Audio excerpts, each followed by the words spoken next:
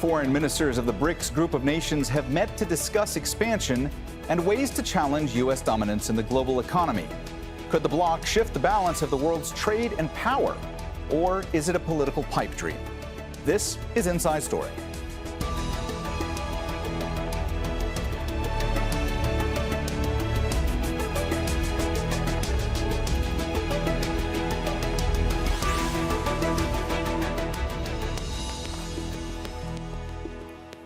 Hello and welcome to the program. I'm Mohammed Jamjoom. Foreign ministers of the BRICS nations have been meeting in Cape Town, with South Africa hosting fellow members Brazil, Russia, India, and China. The group began somewhat informally in 2006, with South Africa joining 4 years later. But in today's more polarized geopolitical world, the BRICS club has become more significant for its members. Some, like Russia, believe it presents a way to forge a new world order, one with less U.S. control. Several countries that sent diplomats to South Africa this week are keen to join the bloc. We'll discuss what's next for BRICS with our guests in a few moments, but first, this report from Michael Apple on what was on the agenda in Cape Town. The foreign ministers of the BRICS group of nations have called for a rebalancing of the global order away from the West. They've pointed to sanctions against Russia for its invasion of Ukraine and the deepening antagonism between the US and China as factors behind their thinking. Host South Africa has called for more dialogue. We believe the world needs to talk much more, saying economic as well as political adjustments are needed. We see a world which has faltered in cooperation.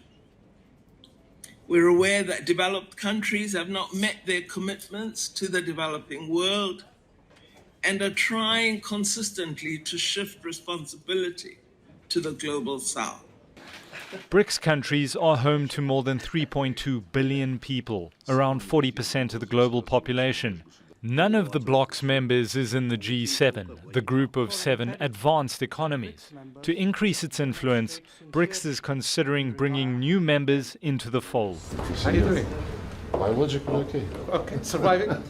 Saudi Arabia, the United Arab Emirates and Iran have expressed interest. I believe the enlargement of the BRICS will be beneficial to the BRICS countries, beneficial to developing countries, and to increase the representation influence of this mechanism, and also to garner bigger power of the BRICS to serve the interests of developing countries. The group accounts for about 1/3 of global GDP. The impact of US interest rate hikes on members' economies and Western sanctions on Russia have prompted discussions reducing reliance on the US dollar.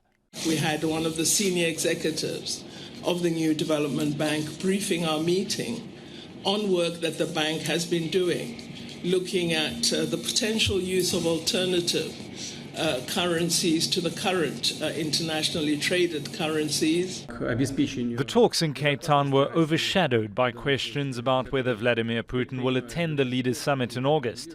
The International Criminal Court has issued an arrest warrant for the Russian president, accusing him of war crimes committed in occupied Ukrainian territory.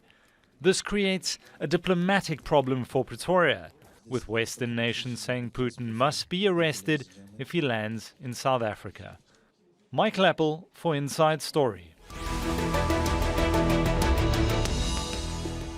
All right, let's go ahead and bring in our guests. In Cape Town, Sanusha Naidu, a senior research fellow at the Institute for Global Dialogue, an independent foreign policy think tank. In London, Chris Weafer, Chief Executive Officer at Macro Advisory, a strategic consultancy that operates in the Eurasia region. And in Washington, D.C., Shirley Yu, a political economist and senior fellow at the Harvard Kennedy School. A warm welcome to you all, and thanks so much for joining us today on Inside Story. Shirley, let me start with you today. So foreign ministers of the BRICS group of nations are presenting themselves as an alternative to the G7, as a counterbalance to the West. Could the bloc actually shift the balance of the world's trade and power, or is this merely a political pipe dream? I think it's entirely likely.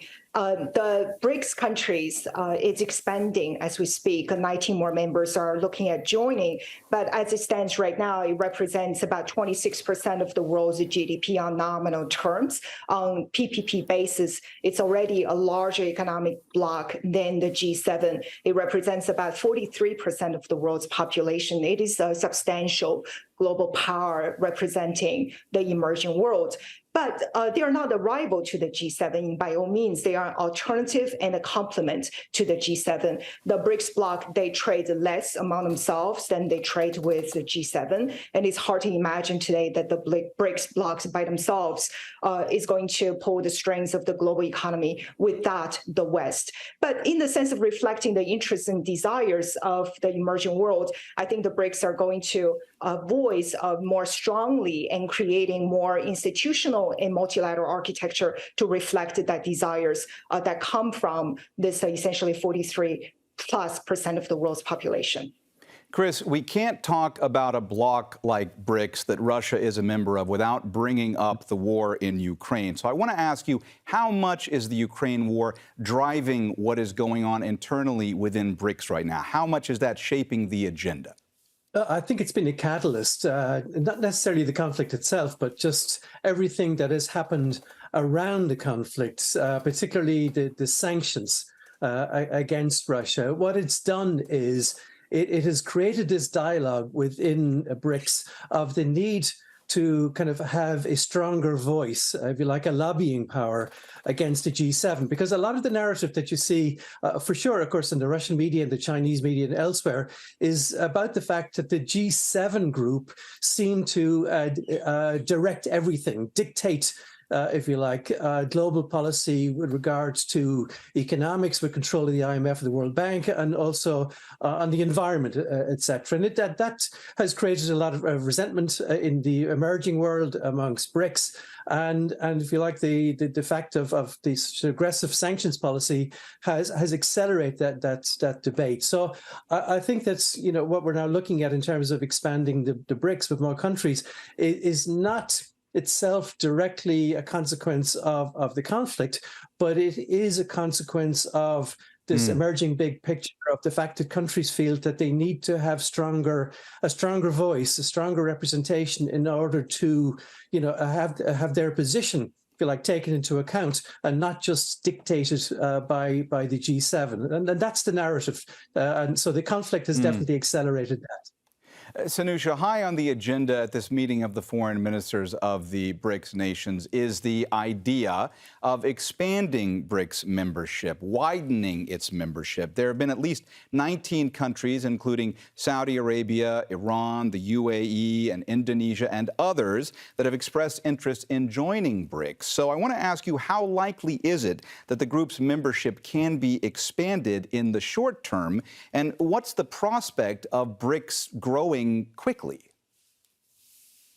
Good day, Mohammed. I think it's very likely that it will expand in the long term. But I think right now, the foreign ministers' press briefing, as well as what was mandated from the 14th BRICS summit last year, to try and develop a framework of criteria, standards, principles around how expansion will be managed and what it will entail and who will be qualifying as part of an expanded BRICS membership is something that hasn't really been decided on at this meeting. And of course, they have until August of this year, when the BRICS summit happens in Johannesburg, to come up with a framework. So it's actually a work in progress. And I think for now, I think the expansion is really around how will it be defined in terms of the core, the nucleus of the 5 permanent members of the BRICS, and how that will then evolve in terms of the relationship, bringing in other members, as you mentioned, 19 countries, including Saudi Arabia. And I think they are looking towards perhaps other structures where there may be perhaps a 2 to 3 year or 4 year observer status, and then a gradual kind of incremental approach to that expansion. I think the bigger challenge for the BRICS right now, the 5 countries, is not to expand to fast, because then expanding too fast also means that it may end up in a situation where the 5 countries may have to think about how that will impact on them as the nucleus of the BRICS. So I think these are some of the criteria that will have to be considered in terms of a model and a framework. Shirley, another thing that's being talked about a lot right now when it comes to BRICS is the possibility of creating a new common currency for international trade as an alternative to the U.S. dollar, also as a way to avoid the impact of sanctions over the war in Ukraine. This would be known as de-dollarization. I want to ask you about how feasible this is. How easy and or difficult would it be? It will be feasible, but yet it'll be a very difficult and complicated process. The BRICS common currency was recently proposed by Brazilian President Lula da Silva, essentially to create a currency by the BRICS bloc on top of their sovereign currency to be used for the bloc's trade. And so essentially, correctly, like what you said, Mohammed, not only does the weaponizing the dollar in terms of sanctioning Russia had sent a cautionary note to these emerging countries for potential sanctions on themselves, but also the sharply raising U.S. interest rates has made essentially all developing economies extremely vulnerable over the past year to this over-reliance on the U.S. dollar. Not only they have to almost all raise interest rates in order to maintain the stability of the exchange rate, but also they have to pay a higher interest on their dollar debt. And so all of these have called for an acceleration to seek alternatives to the over-reliance on the US dollar in global trade and investment. And so BRICS common currency is going to be, as it stands right now, a currency that's backed by tangible assets. Gold has been talked about, other precious metals, including rare earth, interest-paying assets. And so the whole concept is also very different from the current understanding of the US dollar being the global reserve currency, which is backed essentially by the faith and credit of the US sovereign capacity. And so the whole design, like other speakers have talked about, takes time to be culminated, in terms of institutional building. There are hard elements and soft elements, economic stability, but also rules and norms and values that are shared by this bloc is going to be significant. Chris, let me get your viewpoint on this. Trying to unite BRICS member countries fiscally, trying to create some kind of common currency as an alternative to the dollar. I mean, is that, from your point of view, practical? Is that realistic? These are economies that are very different. You have different economies, you have different interest rate. How difficult would this be? Well, look, I think the short answer is extremely difficult and will take a very, very long time. Supporters of the idea do point out to the fact that the European Union did come together. They did create the euro. It took a long time. There were plenty of obstacles. It's a process that's still continuing, but it was done, and they used that as a model. Now, but as you say, of course, when you look at BRICS and the potential expansion, it's a much more globally spread or diverse group of countries geographically, as well as in terms of economics. So considerably more difficult. What we have seen over the last year and a half in particular, of course, is Russia and China both doing more bilateral trade using their own currencies. But even here, Russia, for example, is able to settle debt with the Chinese yuan, but recently the foreign minister has been complaining that there are billions of dollars worth of Indian rupees which is owned by Russia, which has been used to pay for imported energy, but Russia cannot get it out of India into the Russian economy to be used. So I think people had this idealistic view of creating this common currency, like, say, the euro, but in practice, over the last 6 to 9 months, the obstacles for actually getting that done have become so much clearer. So I would say actually now, the mood in Moscow is that this is something that they shouldn't be pressing because it's not going to happen too easily. There are more pressing objectives, such as creating kind of trade bloc or maybe even political unit, creating an alternative currency, as far as I can see, has actually slipped down the agenda even over the last 6 to 9 months because of the practical considerations have become more obvious.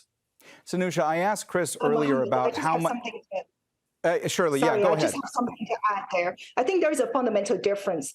The BRICS currency is not in the sense the same as the creation of the euro, in the sense that there is one common currency for the bloc, which will essentially strip away all the central bank independence, all the sovereign currencies by the 5 countries, etc. It is a common currency that is used in parallel to the sovereign currencies. And so I think talking about the EU kind of monetary union is entirely unrealistic. And I don't think that's what the BRICS are talking about right now. Sanusha, I had asked Chris earlier. Chris, let me get back to you in just a minute. Sanusha, I had asked Chris earlier about how the war in Ukraine was impacting BRICS at this particular moment. I want to ask you about something related when it comes to all this to South Africa, because you have these allegations of Russian war crimes having been committed in Ukraine, and as a result, the International Criminal Court issued an arrest warrant for Russian President Vladimir Putin over the allegations of these war crimes. As a member of the court, South Africa would be obliged to arrest Mr. Putin if he attended a BRICS summit scheduled for August in Johannesburg, I believe. So how much of a diplomatic nightmare is all of this for President Cyril Ramaphosa right now? It's a serious predicament because according to our obligations under the Rome Statute, which is domesticated in our legislature, as well as our commitment and obligations under the ICC, is that we have to basically abide by that. There is this question around when does international law prevail over sovereignty? And this is the big challenge I think South Africa is facing and the predicament that the government is trying to define, because at the moment, the challenge is what are their options? If President Putin is to attend the BRICS summit, and again, there's uncertainty around that as well. But if there is to be a BRICS an attendance, then of course, by all means, South Africa has to abide by its international obligations. So again, there are all of these different types of speculation that's emerging around whether South Africa may be thinking of, with media reports suggesting that South Africa may be thinking about asking China or another BRICS country that's not a member of the ICC to host the summit. But again, this will send a mixed signal to the rest of the world, particularly in the fact that this is a summit that's going to be hosted in person after the whole impact of the COVID-19. So after last year, where China hosted it online, which was the last time that the summit was hosted online was last year, this time around it's in person. It actually raises a lot of important reputational and symbolicness of the BRICS itself as it strengthens internally. So the challenge right now is to what extent there may actually be a question that may be posed to Mr. Putin as to whether he will attend in person or nominate a representative. If I may also just try and chime in on this question of the BRICS currency and the issue around there, I think it's also very important to put on into this discussion the question of what was adopted last year at the BRICS summit in terms of BRICS Pay, a kind of interpayment settlement system in local currency. And I think there is the sense that you get when you speak to officials from the South African side in particular, but also the Sherpas that are involved in this whole preparation of the BRICS, is that there is a cautionary approach to whether you want to create a third global currency that is a BRICS currency. I think right now the bigger challenge for the BRICS is to understand how they reduce transactional costs, and in particular, how do they reduce the kind of secondary sanctions that prevail and catch them in the sanctions around the SWIFT. Also something that is critical, because one of the challenges that the BRICS have brought up is the transactional impact that they face in terms of monetary sovereignty. And I think my colleagues are alluding to that in terms of this. So I think the real question for the summit in August would be institutionalizing the aspects of BRICS Pay through maybe also digital currency platforms as well. Chris, you wanted to jump in before, so please go ahead.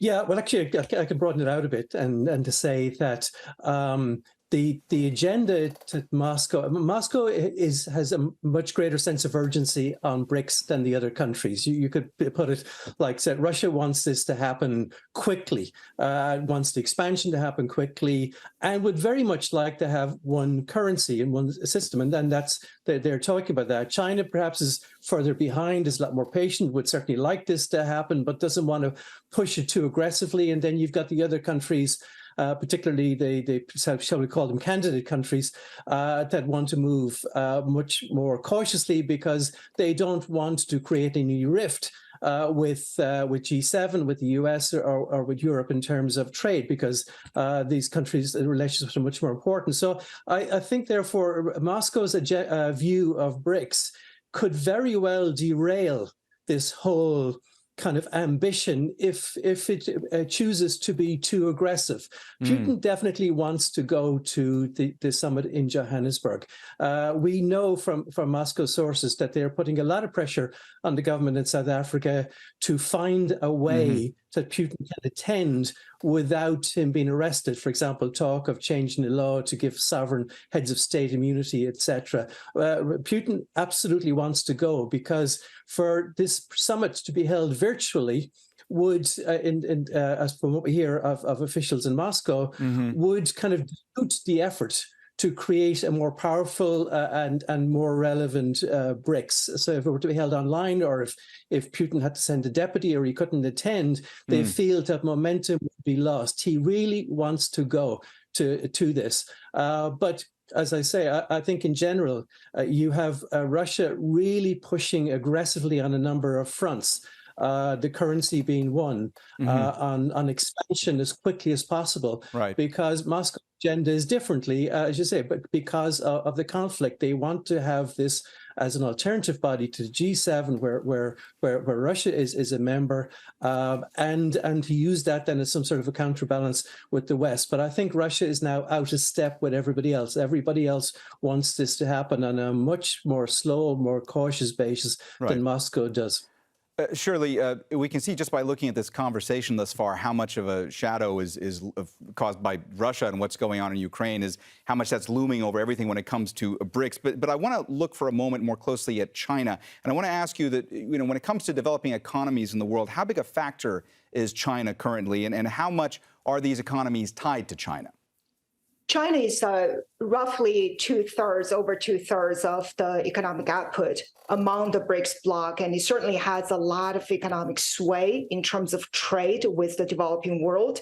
But in addition to China's economic hard power, I think today it's important also to look at China's efforts in delivering this global institutional building. Bear in mind the new development bank, which was formerly BRICS Bank, was set up in China and is currently headquartered in Shanghai. And so China is a quintessential component of this new emerging global architecture on a multilateral basis, and particularly not only within the BRICS bloc, but also with Africa, with ASEAN, with Latin America. And I think today, in terms of China's aspirations in developing this global multilateral architecture, we are looking at China being one of the major global economies that's on the cutting edge of launching its own sovereign digital currency. And this multilateral currency platform that will be embraced by the BRICS bloc is not just a currency. It also includes a cross-border currency clearance system as an alternative to the US-led SWIFT. And that's going to be, the BRICS Pay is going to be very much backed by blockchain technology, decentralized ledger, interoperability. And so all of these technological components have been studied and carefully researched and experimented by China. And I think a lot of these experiences will be shared as this whole multilateral architecture starts to take form. Sanusha, I want to turn again for a moment to South Africa's role in all of this. What is South Africa getting currently out of being a member of BRICS? I mean, what are the advantages of its memberships? And also, is it vulnerable to pressure from the West to turn away from Russia? I think, South Africa finds itself in these crosswinds because on the one hand, being in the BRICS also kind of elevates the agency that we've been discussing around the kind of structural constraints that the international system finds itself in, the deepening geopolitical dimensions, the inflection point, questions around global governance reform. And this has been consistent in terms of South Africa's commitment to multilateralism and also understanding how these different institutions and the global architecture needs to reform or transform in terms of recognizing emerging power blocks and emerging power centers of influence in terms of what the BRICS and perhaps other centers of influence in the global south represent. In more fundamental terms for South Africa, it's about Africa. It's about the pivot of the African continent and how much agency the African continent has. So utilizing the BRICS in that way is important. There's been a lot of debate about whether South Africa's economic transactions and benefits out of the BRICS compares to its relationship with the G7 countries, and in particular the EU and the US, particularly along the fact that these are bigger markets, that this is where our trade is much more focused and centralized, and that given the fact that we may not be getting as much transactional value from an economic perspective from the BRICS, then why are we willing to compromise our position? But I think it's much more than that. It's the intertwining of both the geopolitical and the geo-economic. And I think for the first time, South Africa is now placed in a very invidious position because it has to test something that international law has not been able to do, and that is arrest a sitting head of state if that head of state attends the BRICS summit. And this is another kind of position and predicament that faces the South African government. I think on legislation that is... I'm sorry, I don't mean to interrupt you, but we're running out of time, and I just want to ask one last question to Chris. Chris, we just have about a minute and a half left. If countries like Saudi Arabia or the UAE were to gain membership to BRICS, how does that change things for the bloc? It changes it enormously. I think that BRICS has been regarded as kind of a fringe organization, despite the fact, of course, that China and India, the two biggest countries in the world, are in it, but still fringe and regarded as fringe by G7. But if we were to expand significantly with new countries like Saudi and Indonesia and others joining, then it would have to be taken a lot more seriously. And I think this is the whole objective. We put Russia's objective to one side, but if you like China and others, the objective is to have a kind of a more equal voice when it comes to setting the world agenda. Criticism that the US and Europe dominate big institutions like World Bank, IMF, the global climate agenda, etc. We hear these all the time. Having a bigger and more global BRICS means that the G7 countries would have to discuss these and share more with BRICS. That's the view, I think, that the supporters of a bigger BRIC now have. All right. Well, we have run out of time, so we're going to have to leave the conversation there. Thanks so much to all of our guests, Sanusha Naidu, Chris Weaver, and Shirley Yu. And thank you, too, for watching. You can see the program again anytime by visiting our website, aljazeera.com. And for further discussion, go to our Facebook page. That's facebook.com/AJ Inside Story. You can also join the conversation on Twitter. Our handle is @AJ Inside Story. From me, Mohammed Jamjoom, and the whole team here, bye for now.